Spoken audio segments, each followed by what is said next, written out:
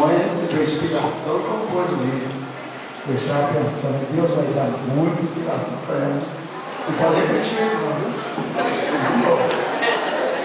Vamos lá, eterno Deus, nós te louvamos, Senhor, por essa tão grande bênção que o Senhor concedeu a Dona Josiana, a Dona Júlia, a esta família, Senhor, e aqui estão as mãos, a pequena apresento esta vida a ti, meu Deus, e pedimos toda sorte de bênção sobre a vida desta criança, que ela possa crescer no temor da tua palavra. Senhor, como foi cantada aqui, é um presente, Senhor, é um presente que o Senhor tem presenteado estas almas, esta família, que agora se forma. Te louvamos, Senhor, por tua grande bênção.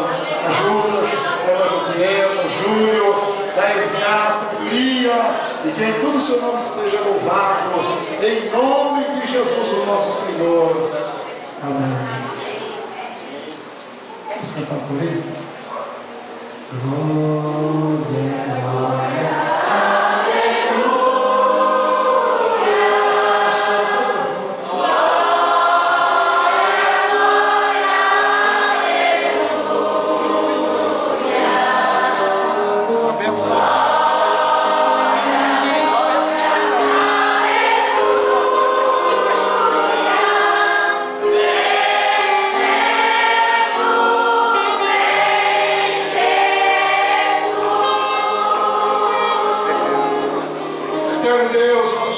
Senhor, e agradecido estamos por tudo quanto o Senhor realizou nesta noite.